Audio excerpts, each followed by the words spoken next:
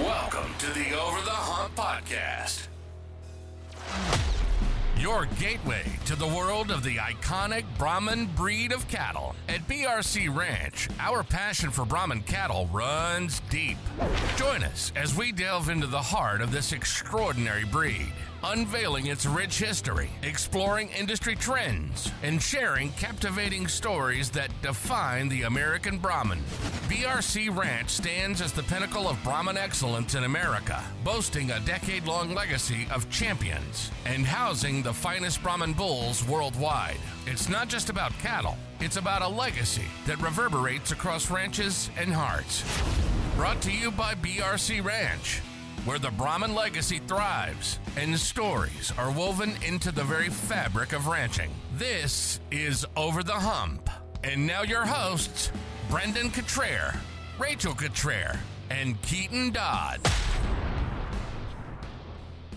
Hi, Brahman friends, and also our non-Brahman friends. Rachel Cottrell here, and this week I'm talking to Ignacio Llano, one of the world's leading Brahman breeders from Paraguay.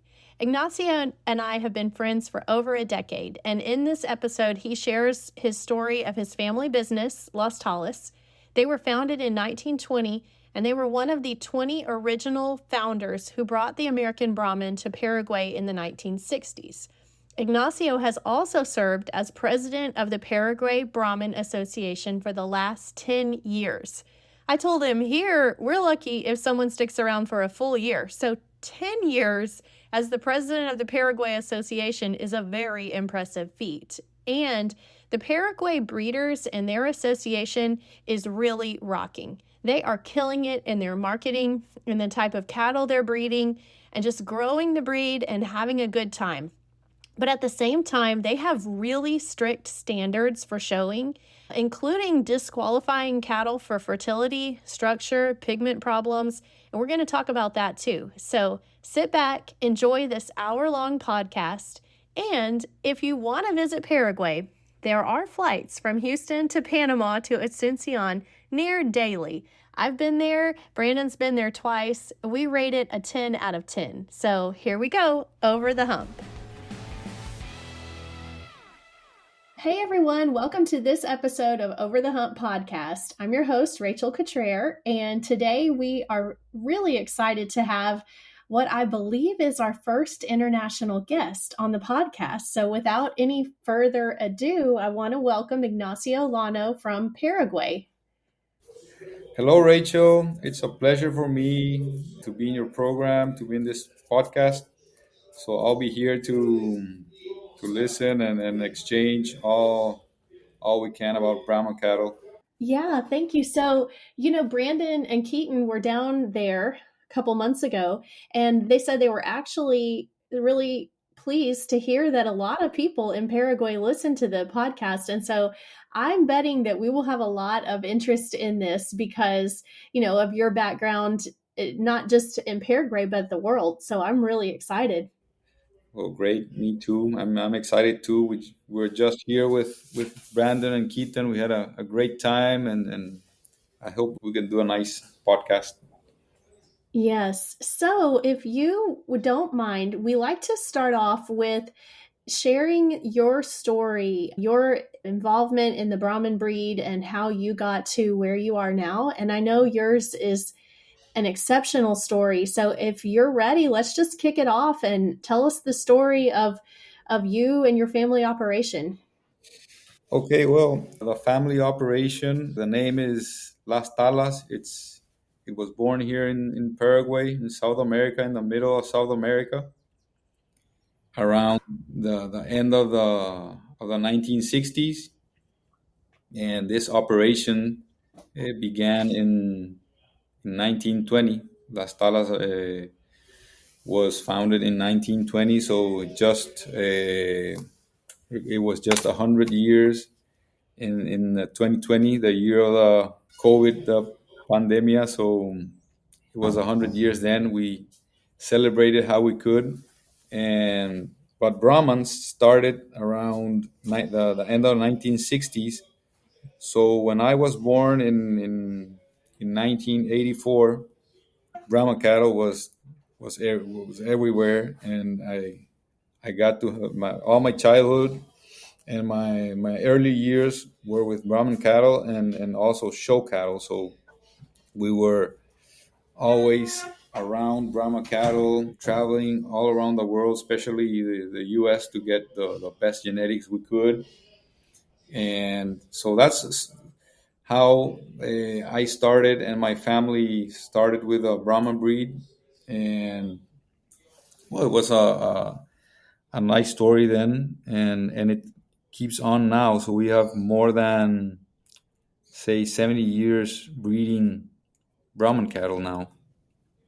Yeah, that is such a great story. So, which family member of yours was the founder of Las Talas back in the 1920s? Would that have been your grandfather or great grandparents? That was my great grandfather.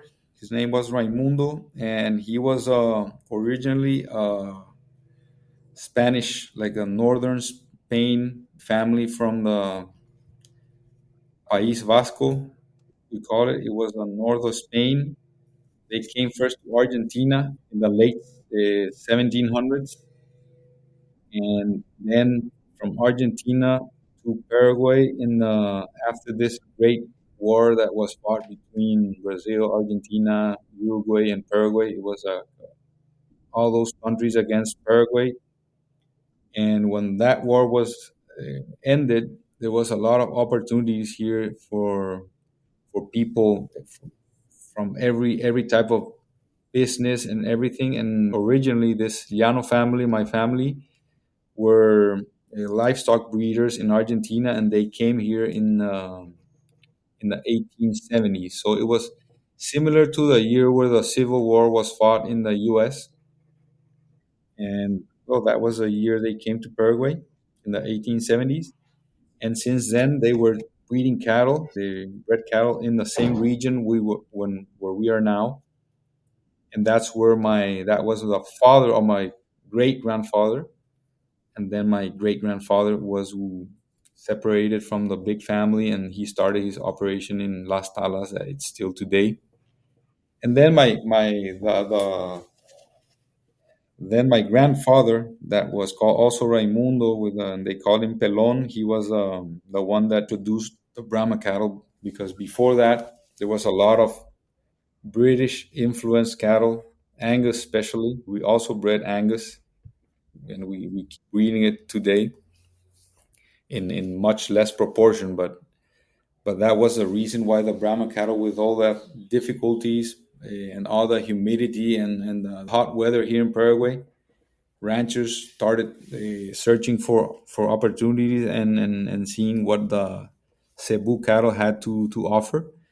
And that was the time when we started to look at the Brahma cattle to come and be a solution for this British influenced breed that had had a very hard time having producing, right. So that was where the Brahma cattle was introduced in the 70s, where the Brahma cattle from Las Talas started showing in the national shows, and it keeps doing until today, right?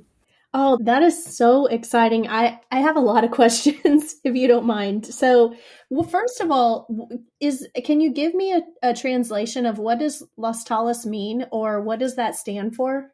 Well, Las Talas is a small tree, very small tree with a lot of thorns and not so attractive, but that's where the place where Las Talas was founded had a lot of those small trees like bushes. So that's the origin of the name. Really, its name is Tala. That's Tala. The name of the tree is Tala. So it was sort of in that was how the name was has started and came out to be Las Talas. Oh, okay. I've always wondered that. So, Las Talas got into Brahmins in the 1960s, you said. Would that have been some of the first people in Paraguay to bring in American Brahman? Yes, yes. My grandfather Pelon, he is in the association was founded in 1965. So in the mid 1960s, the association was founded with these 20 visionaries that were like big British companies, also big Paraguayan companies, Argentinian companies settled here in Paraguay. And well, my grandfather was one of those 20 people or companies that started the association and the breed here. Oh, that is very exciting. Of all the places that I get to travel and Brandon gets to travel, for both of us, Paraguay is one of our most beloved places. And your association headquarters is just so impressive with all the history. And we'll get into that a little bit later. But for you to be able to say that your family was one of the original 20 people that brought the Brahmin to Paraguay, and then to see it today, it's got to be just a huge source of pride. Do you know about how of those original 20 founders, are most of them still raising Brahmin or very few of you? No, there's still plenty of those. I'd say there are 30 or 40% of them still keep breeding Brahmins, and of the others, maybe they don't do it in the purebred, but they use the Brahman breed to produce commercial cattle. So no, I think the Brahman breed here in Paraguay was very lucky to have this 20 people, very, very good ranchers and very good families that started the breed. And that's why this breed can continue and be one of the top breeds in the actual livestock business here in Paraguay, right? Yeah. So my other observation when I went to Paraguay is that the Paraguay breeders absolutely love Bubba Hudgens. And I would love if you would share. I mean, they love him. They revere him so highly. Is there a specific reason why? What's the connection there? Yeah, that's true. That's true. Baba had a special story here with Paraguay. He loved to come every year. Sort of funny stories was that he never stopped coming for one for in a lifespan of 30 years. He didn't miss Paraguay for 1 year. So that was 30 years of coming every year. And I remember him since I was very young, maybe 4 or 5 years old. I remember him, and in that was sort of the end of the 80s. So I remember him, and I remember Johnny Jeffco also coming every year and having a story. Like, we had more time back then. My father, my uncles had more time, and I remember them going to my house. Uh, Playing tennis. I remember Johnny Jeffco also playing tennis with my dad and his friends, and it was fun. It was fun. We had parties like now we have party, but back then the association headquarters was not as big, so they were just there for the show and a little bit more, and then they went to the houses. So and Baba kept coming like in the 80s, and then he kept coming until the 2000s. I don't know up to when, but just 1 or 2 years before he passed away. So, and he was very special because he was very friendly. He had a very special way of promoting cattle, not being too pushy, and being first of all a friend, and not pushing sales so much. And people knew he was a great Brahma breeder, so it was not that difficult for him, because a lot of people visited Hungerford and went to Texas, and also they went to VA. Well, you know that part, but that was the special thing about Baba. I think he was just he persevered in coming. Well, so I think between our team, we have had 3 visits to Paraguay, and maybe we need to start that tradition up more because we love it. I can completely see why he would want to go every year because it is such a wonderful place to visit. Let's talk a little bit. I loved hearing the story about Las Talas, but let's talk a little bit about you specifically. Did you grow up on the farm or in the city? Where you went to school, how you got back into the business, that sort of stuff. Well, I lived in Asuncion in the city. I was born in Asuncion and lived in the city because we had the headquarters of all our company is in Asuncion. And I don't know if you know, but also Las Talas is all the name of all the ranches. It's not just one ranch, but it's like a company that owns land and agriculture and livestock, like many states of Paraguay. So the headquarters are in Asuncion, and also another company that's called El Rodeo. It's like for livestock and also real estate and everything. So the headquarters are in Asuncion, and my dad was the manager of was like a CEO of El Rodeo. So he lived in the city, but growing up, I studied in Asuncion, but we had like long vacations in summer. So there were like 3 months beginning in the end of November to March. So all vacation was we spend Christmas and the New Year's Eve in the city, and then all January, February we went to the ranches, and I went with my uncles that were in the ranches with Ricardo and Fernando especially. So those were the best. That was the best time of the year, and we went there and we would just did since I was 6 years old. I remember doing the same things that all the workers at the ranch were doing with no distinction. So that was fun. That was fun. We worked cattle, we branded, we did all the work. We went like with horses. There were like big ranches, big extensions. So we worked a lot with horses, and we also bred nice quarter horses. So it was fun. It was fun, and that's what the best time of the year was vacations with my uncles, and then those 15 days of the expo that you know our big fair. And we all we I since I remember like having 3 or 4 years old, I was showing cattle, Angus and Brahman cattle especially, and also quarter horses. So that was fun, and that was my the story of all my childhood, going to the ranches, showing cattle, and being at the expo. Uh, so that was my childhood. Oh, I love it. Well, there's so many things I want to ask, but in Las Talas, you mentioned you'll have real estate, horses, cattle. Do you have any other business ventures like crops or any other agriculture type ventures in your company? Actually, we started with livestock. It was all about livestock by the end of the 1800s and all the early 1950s.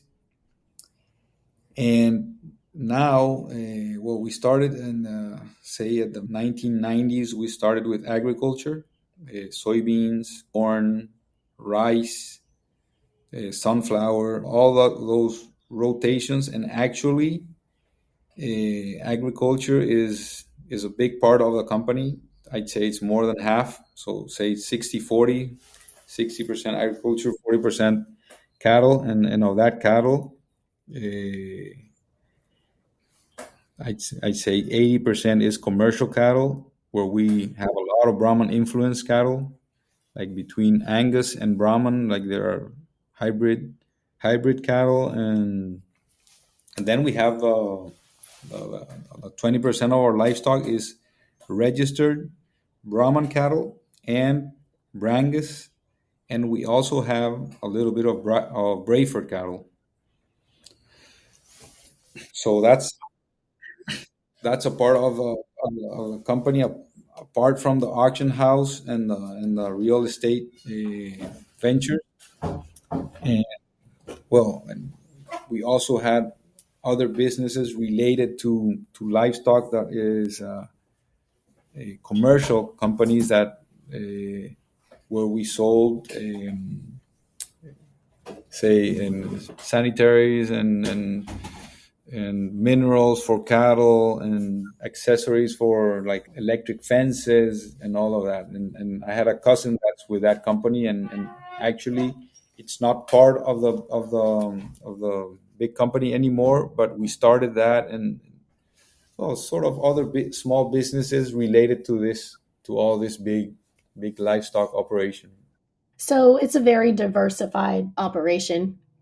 About how many family members are involved in your family business?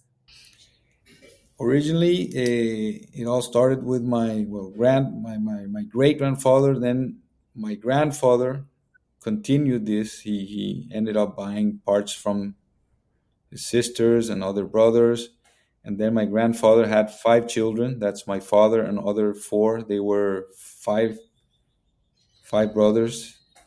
Were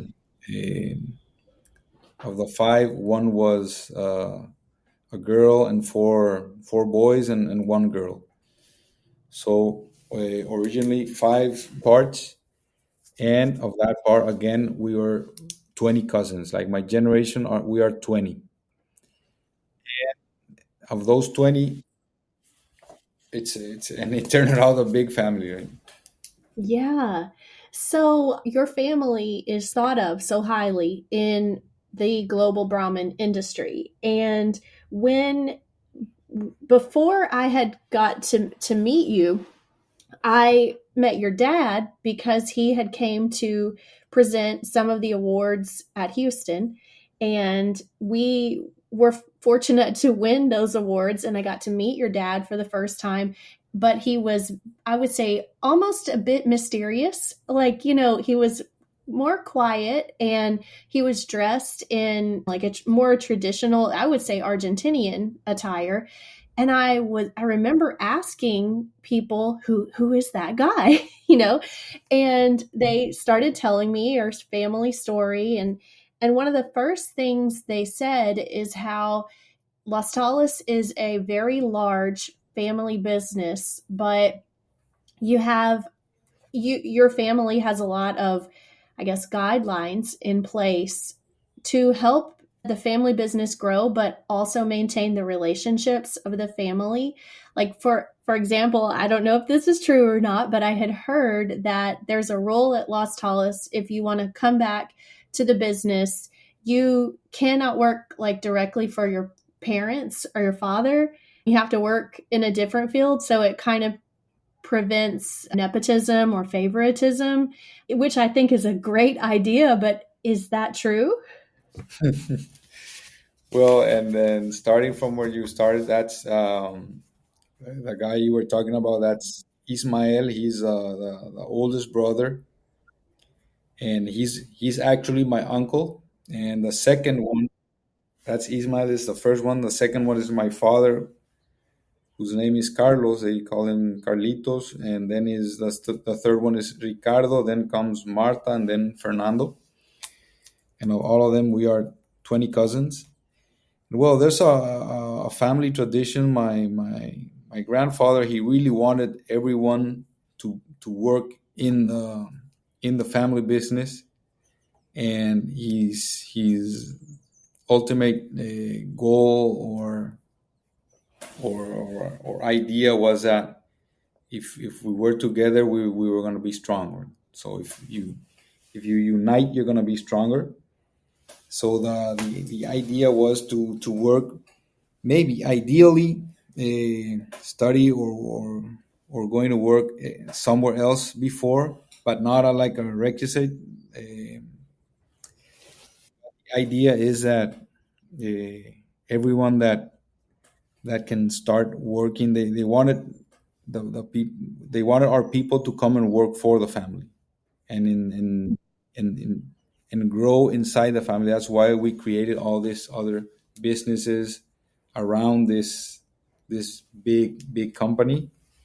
And well, my in the time where we're like a couple of years from now, we were eight cousins working in the company. Of the 20, there were eight working in the company, and there were four of my uncles working inside the family. My aunt, she didn't work but she was like she was still the owner, but she didn't work in the company.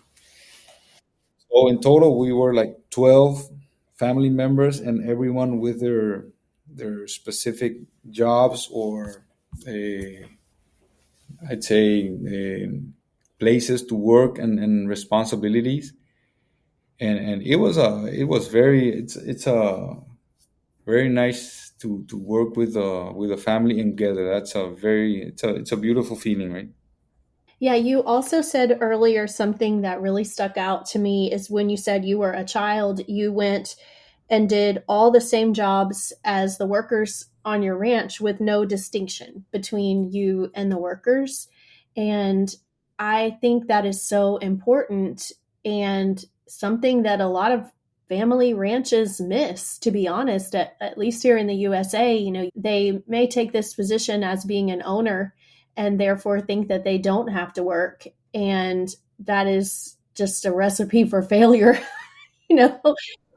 No, that was I think that was one of the things we had the luck of having our uncles taking us to the ranches and making us really work. There was no excuses to work from when the sun came out to us when the sun came down, just as any other worker in the ranch with no distinction. And we were not just wandering or just going to the ranch for fun, but we were really working. And what you learn at that age, you never forget. Right? Like, so you weren't just showing up to take some pictures to post on Instagram. No, we were lucky that there was no Instagram in those times. But what that teaches, I mean, I have that same mindset. And I think what it teaches you is that you can do anything. You can overcome anything. And if things get hard or times get challenging, you know that you have the skills within your heart and your mind that you can make it work. And if you have that mentality, the sky's the limit. I love that. Totally. So let's shift gears a little bit and let's talk about just in general, the country of Paraguay and your association. But, you know, for us, we were learning about the Paraguay market really within the last 10 years. Our most popular bull in Paraguay for a long time was 259. And in our bull battery, he would be one of our smaller framed, more moderate framed bulls, and solid gray color, very masculine, really clean sheath.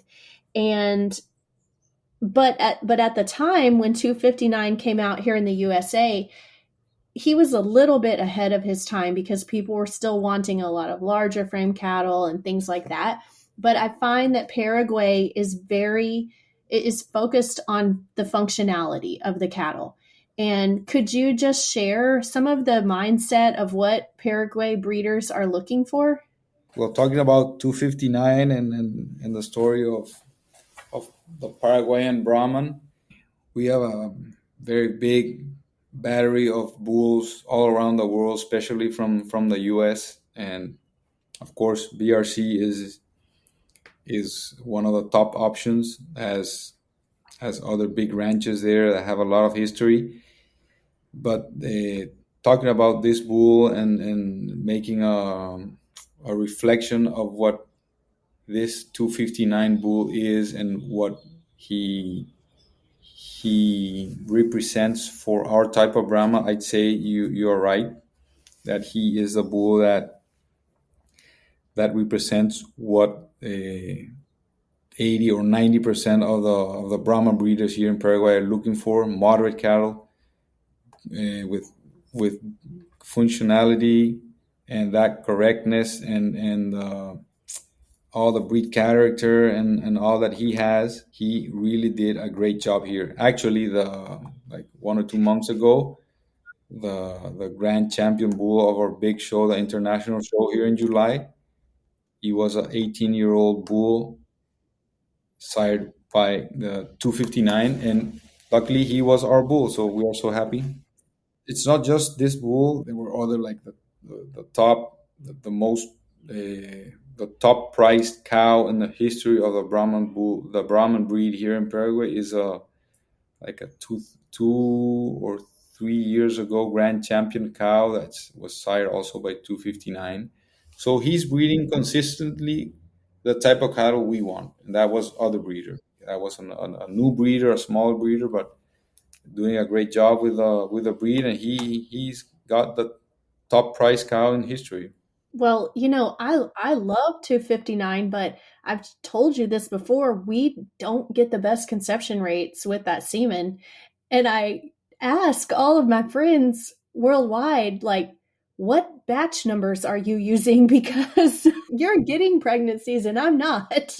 So I don't know if I shipped all the better semen. I don't know, but even this year for our replacement heifers at the ranch, we did the first round of every single heifer here at BRC with 259 semen. And to be honest, we put in like 3 straws because we have it. And I know I don't get the best conception rate. So we were like doubling up, hoping that we get everything pregnant to him because I love that bull. If there's anyone who understands the need for branding, it's a cattle rancher. For 25 years, Ranch House Designs have been crafting custom logos for ranches just like yours around the country. And there's nothing more important than the right logo for building your brand. A logo is the handshake your ranch needs to capture the attention of potential clients and customers. So, turn to Ranch House Designs to make the solid first impression your ranch deserves. Let's get branding your ranch today. Go online to ranchhousedesigns.com. Does color play a role in popularity of Paraguay Brahman? Do y'all prefer mostly red, mostly gray, mix? Well, there's a lot, but I go for the like statistics. What breeders here like the most, and I say like 50 or more percent would like gray cattle, strong pigmentation. If it's, I don't know how you call them, but those dark pigmented bulls, very dark pigmented, almost black. People love those, and they sort of, there's like an old, I don't know, an old idea that the black testicles are a reflection of fertility, and I think that's very I don't know why, but a lot of old breeders have that in mind. So that's the best. Mm-hmm. Right. You mean not necessarily a solid black hair color, but you mean the skin color. Yeah, yeah. Not solid, not the black Brahman, but the solid, strong pigmentation. Yeah. So for us, it would be like my daughters have her Lady Glitter Sparkle. She's got a solid gray color, but she has the black tipped ears. The black on her skin is very dark, and that's what we like too. We love that. And there's also great white bulls that have a little bit less pigmentation that have done a great job here too. But people prefer the dark pigmented, and all the reds are starting. They are like started 10 years ago, and I'd say now they are around a 90-10 in the gray and reds. They are 90-10%. So let's talk a little bit about your Paraguay Brahman Association. You're the president, right?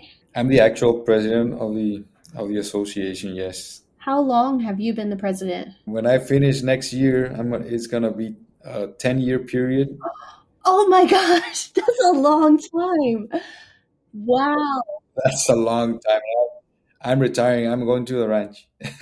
Wow. Okay, so Ignacio, I have to give you major props because over the last 10 years, your association has been rocking. I mean, everything y'all are doing is amazing. And I have to say, what caught my eye originally was your marketing, like your logo and your branding, because it's very trendy, but still, has the feel of Brahman. And then when you hosted the World Brahman Congress, that marketing was amazing.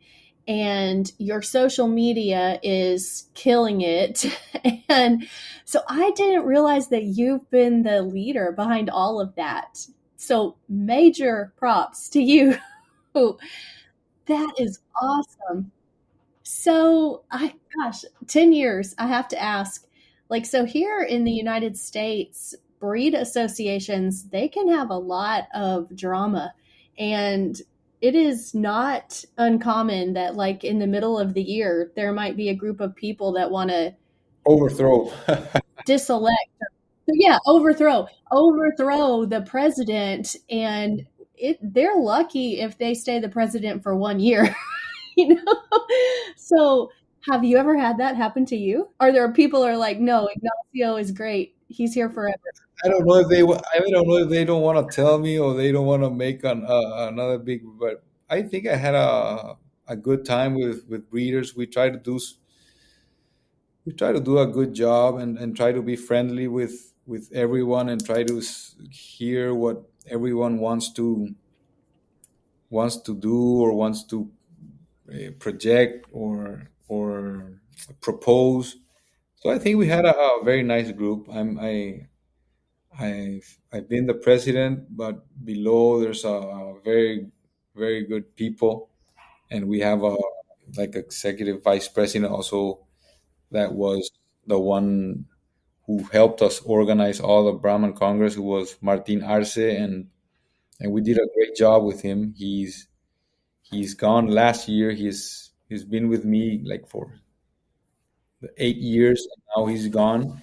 But we did a great job in all this marketing and doing the World Brahma Congress. It was a real deal for us, and apart from costing us a lot of money, it was a lot of work, and we did a nice group of working people and voluntaries.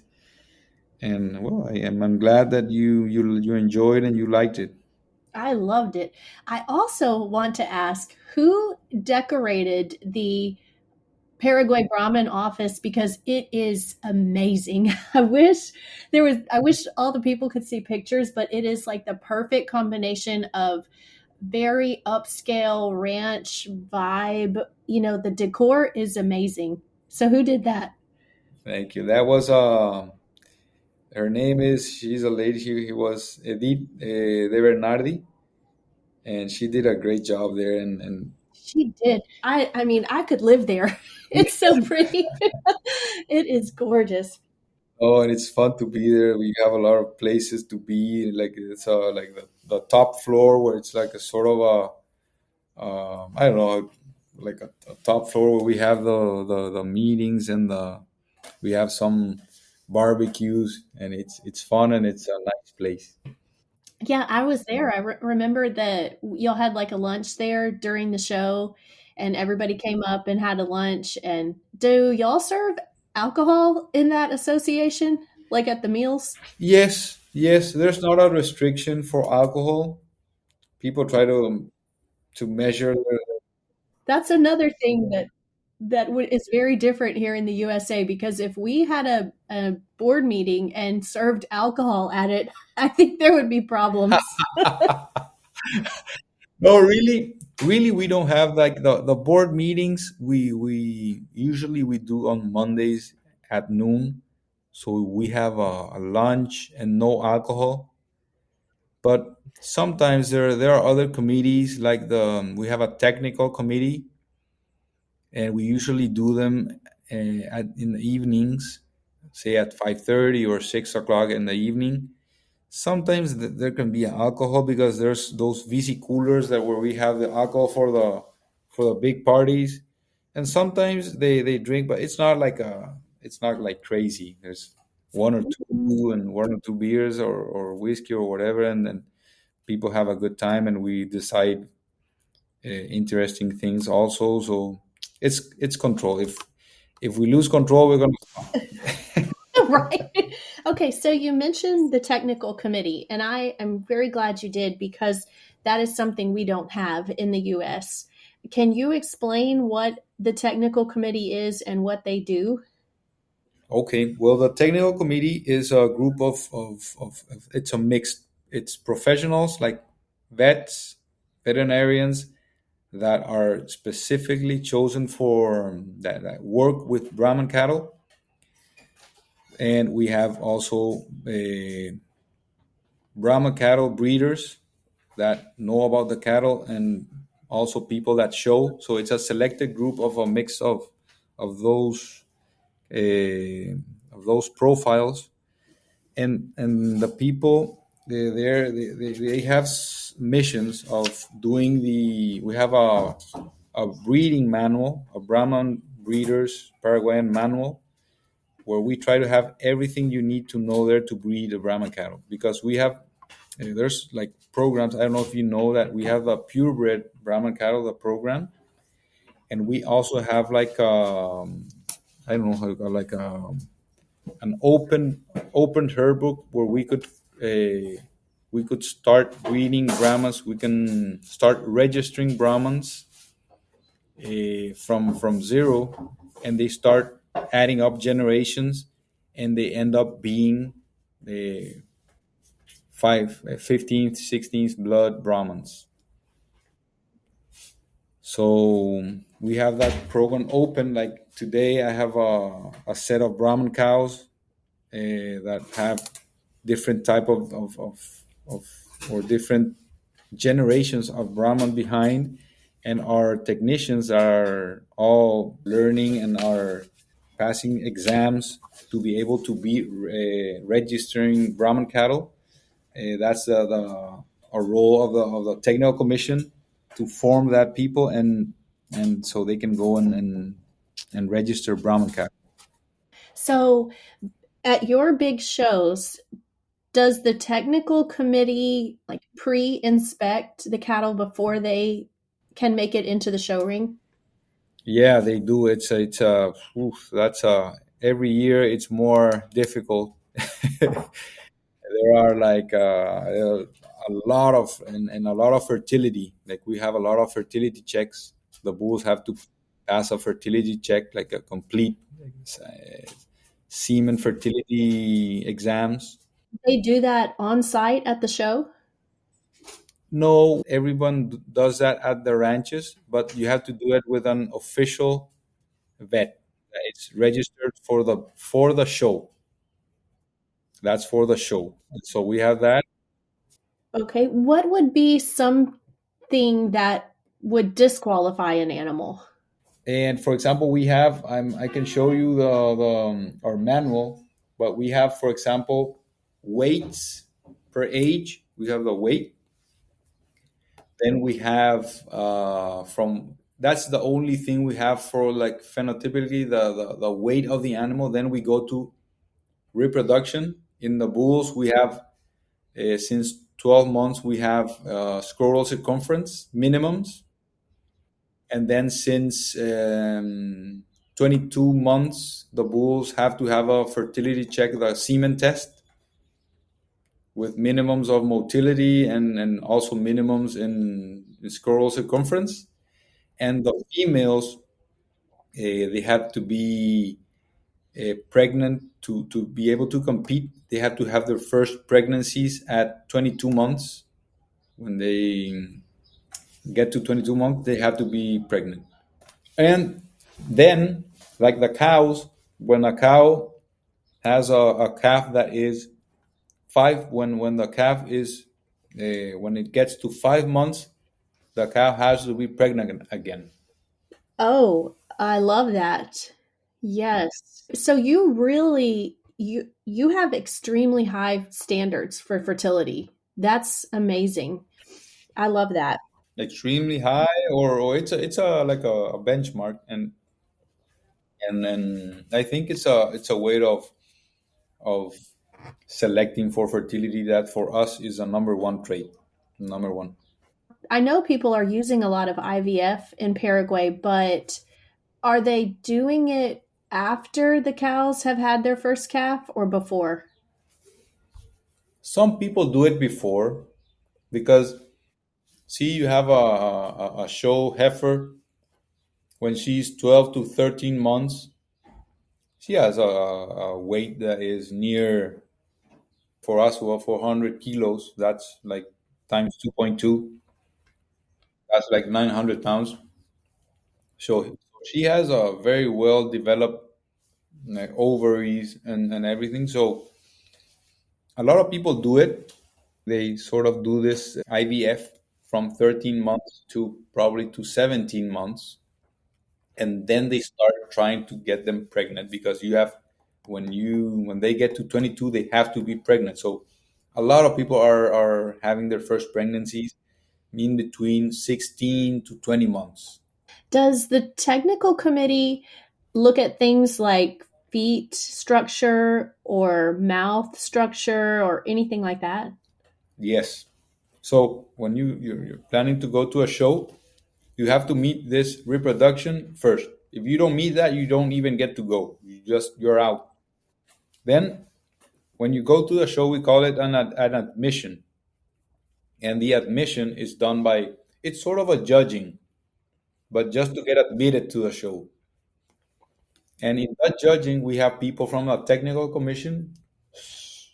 It's always two people, and then show has one or two more. So there's like three or four sort of judges judging battle and doing the admission, and then they see feet, pigment, um, the jaw, if there's prognatism or anything that can be an obstacle. So they can also let an animal out. See, I want that in the USA.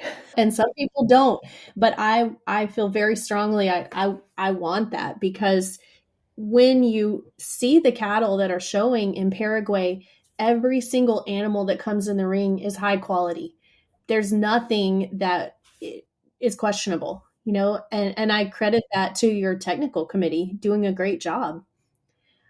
And the more, when we bring this idea up in the USA, the pushback we get is a statement like, well, we don't want to hurt anybody's feelings or we don't want to upset anybody who may not make it to the show. And I respect that, but I also think if you do a good job of educating of what is desirable and what is not, or like you said, you have a very detailed manual so that everybody understands these are the standards that we follow, then it becomes easy to enforce because you've educated and you've given clear communications. No, that's true. That's true. We had a very difficult time pushing all these things. I remember since I was much younger in the association, we had difficulties doing this, but we have a very good technicians here in all the country that push for selecting cattle for fertility and functional efficiency and everything. So in the end, it's just promoting and letting the show people know that if we don't do this, the harm is for them because you're showing cattle that have prognatism. That's bad. That you should eliminate because otherwise it's a bad publicity or promotion for your ranch and for the breed. Would the technician look at udder quality on cows? Yes, but usually they will leave that to the judge. Like they won't stop admitting a cow if she had bad teeth. I usually they give that, but prognatism, we there were times where there were animals that we did how you say that, like an X-ray. Like they went to, they were not admitted because the professionals thought they had prognatism. So when there was a doubt, there were people doing the X-rays. Yeah, you cover your bases. Does anybody get mad if they don't make it to qualify? Yeah, of course, of course. Sometimes you have those testicles, those scroll circumference. You're out by 0.5 centimeters, so you're mad. Yeah. But I mean, a number doesn't lie. It's a distinct number. It's not someone's, preference, you know. Yeah, and sometimes you're mad, but this is all statistics, and the committee here, if we are having like a minimum scrotal, that's because we had a lot of data of a lot of cattle, a lot of back of shows, and when we did that, it was like leaving 10 or 20% out. So if you have a bull that is in the for scroll circumference is historically in the, I don't know, in the end 20%, you won't want that bull to be showing and go to multiply that genetics if you're in the end 20%. That's not even the like the average or top. So I love that. So you're essentially constantly weeding out or eliminating the lower performers and always steadily raising the bar so that your champions meet the true criteria of a champion. Yeah, because then what happens if and it usually happens if a bull has a something bad like a scroll or low scroll circumference, maybe he can go and he's a grand champion for 5 or 10 years multiplying genetics, and he's a Brahman bull and he's multiplying low fertility. So that's not good for the breed. That's not good for the ranch for any. For that's not good for the commercial breeders for anyone. Right. We have this as a topic for another podcast, but winning a show, it does create marketing hype, obviously, but it is just one show and one judge's opinion. And, you know, you may win a show one week and then 3 months later, you may take that animal to a show and you could get last place, you know? So it's very subjective. And I love how Paraguay celebrates showing, but also finds a way to tie it back into the real world production. I love that. Oh, and I appreciate it, and that's one of of really the goals we are happy with, that we have this show cattle and show people so conscious of what the commercial Brahman has to go, the work the commercial Brahman has to go and do in the pasture. So people are just taking those pasture animals, they are showing them. So it's not other type of cattle, a bigger animal, because always a bigger animal is more attractive than a smaller one. But luckily, and also with the help of judges that are coming from the U.S., like you, Brandon, and Steve Hudgens, and Judd Colors, everyone who's Josefina, Alfredo Muscos, people that are really living with and for the Brahma breed, and they know what commercial cattle have to do. Anytime y'all need a judge, I am down for going because I love it. And my daughter, Molly, is getting old enough now that she could go with me, and it's so safe to travel to Paraguay. You know, it's just wonderful. Well, we're almost at an hour. Time is flying. Is there any other big topics that I miss that you want to share? Well, I one of the notes you sent me that was choose my favorite Brahman animal of all time. Yes. Okay. That's our very last question. So if you're ready, that's how we like to end every podcast. And it can be your favorite Brahmin animal of all time, whether it's alive or dead, or you've ever seen it, or you've just seen a picture. So I'm ready. I can't wait. That's a very difficult question. I have a lot of them. I want to talk about many of them, but We can talk about them all. I'd say I'd start my list with a famous. It's one of our cows, and I talk about her because she was so special, and her name was the Taita, and her number is 1244, and she was a very special cow that was bred in one of our big operations of Brahman cattle we had in at that time, where when she was born we were breeding in 2000 registered Brahman cows at that ranch. So she just came, and it was like a miracle because we were not we were not choosing young calves from that operation to come and show.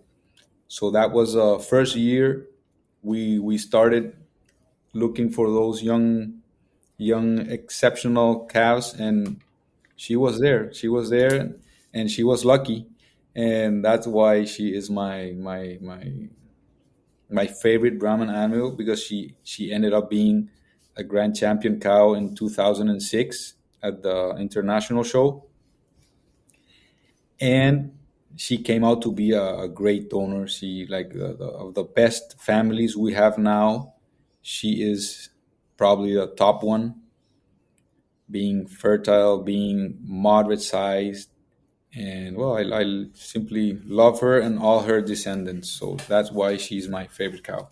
And she was bred by my second favorite. That was his father was another bull of ours that his name was Tala 2598, and he was a Beta Pack Remington pedigree that just simply did a great job for our ranch, coming from all those cattle at the end of the 80s and the mid 90s, where we needed pigment, strong top lines, sheath correction, moderate bone, and he gave us all that. It was like we used him a lot for 5 generations, and well, this cow was born from that project. So I just spent the last 2 minutes Googling Los Talas tied 1244. I could not find a picture, but I found it looks like a granddaughter of her of 9421. And this cow is beautiful. Oh my gosh. She looks to me like one of my favorite cows on our ranch, 341, but just if somebody wants to Google, it's TAITA, and the one I'm looking at is TAITA 9421. And she is, I would say she's maybe a little larger framed. Is that accurate? Yeah, a little bit larger than her, and she is at 2491. She was a national. That's a granddaughter of the cow I'm telling you, and she was a national champion. Man, she is nice. Just really big boned, solid white color. Oh, she is this. So I can tell this is a good bloodline. And then I also Googled your 2598. It's TALA 2598. And he's a darker pigmented bull. I I like him. This was in 2000. Fun. He was born in 2000. He was reserve grand, but he was not that like a big show bull. But he made some champions. But he was a champion producing that pigmented, moderate frame, good sheath. He sold more than 50,000 straws here in Paraguay, and exported a lot to Argentina and Bolivia too. But he did a great job. Yeah. Oh, that's cool. Okay, so you've given me two out of your five. 2 out of my 5. And then it's a big fight there. I'm gonna choose some American bulls. Well, 259, of course, he's there. I really, really, really liked his production and what he's doing. When you come the next time, I'm gonna show you this young champion that went out of 259. I know you love some Hudgens bulls. I know you've got some favorites. Yep. Of course, there's Wellington. He did a great job. Then for me, because there were great bulls, and I'm thinking, and I'd say Jacob also. So those are the top 3 bulls for now. Yeah, right. I know. I love it. That's 259, Wellington, and Jacob. I love all of those bulls as well. And so Jacob, I need Brandon to get in here, but I'm pretty sure that the last year we showed Noble at Houston when he got second in class, that Jacob was the bull that beat him. And Jacob is a beautiful bull. Love him. I'm fairly certain that was it. You want to know a funny story? When Brandon and I went on our very first date, we made each other write down silently on a piece of paper your top 5 favorite Brahman bulls of all time, and then we like silently traded. And it was like a make or break in our future of our relationship. So this would have been like in maybe, I'm not good at math, 15 years ago. Madison was both of our number ones. And then from there, it was a little bit different. But when we both had that, we felt like, okay, maybe we can go on date number 2. He had put like, you would laugh at this. He had put a bull, I think he had put a V8 bull on there. I think maybe Super Stroke, or maybe he liked Super Stroke, but he put somebody else on there. But then he later admitted that it really wasn't in his top 5. But since it was me and we were going on a date, he felt like he should include at least one bull on the list. So that's kind of how we came up with this. It's fun to hear everybody's different thoughts. And there are bulls that work for one ranch and they don't work for others. And That's right. That's right. Well, this has been wonderful, Ignacio. I know people are going to love it, and I just appreciate you being on here so much. And I hope that you'll be maybe coming to Houston next year, or hopefully we'll get to see you soon. okay, no, we want to go every 2 years. We have like an idea of going there with all this technical committee and all the people that want to add up to our trip. Yeah, it is a long trip. That's the worst part about wanting to visit, Paraguay or USA, vice versa. It's like an 8-hour flight, isn't it? I mean, for me, I laid over in Panama and then it was maybe like another 4 or 5 hours. So that's the hardest part. I wish we could just snap our finger and be there, because then I'd be there all the time.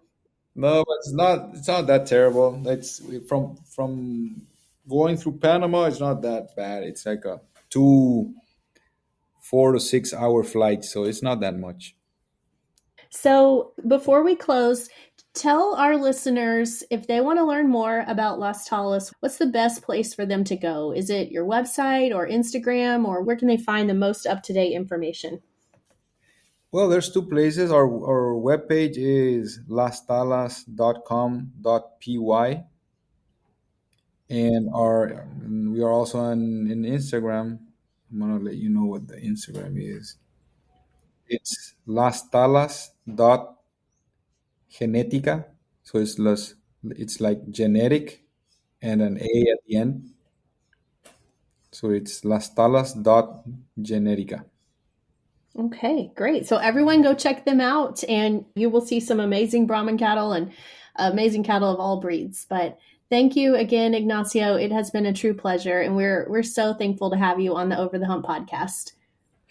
Well, Rachel, it's my pleasure being here. I really appreciate your invitation and all you're doing with BRC Ranch, and everything you're doing it's a great job, and we are really enjoying visiting you and using your genetics and all this exchange we're having with you and Brandon and Keaton and everybody there. Okay. Thank you so much. All right. Thanks for listening, guys. Hope you'll have a great day. You've been listening to the Over the Hump podcast. Our passion is Brahman cattle, and it runs deep. And this show is about its rich history, industry trends, and stories that define the American Brahman. We hope you've enjoyed the show. If you did, make sure to like, rate, review, and subscribe. We'll be back soon. But in the meantime, find us on Instagram and Facebook at BR Cottrare. See you next time on the Over the Hump podcast.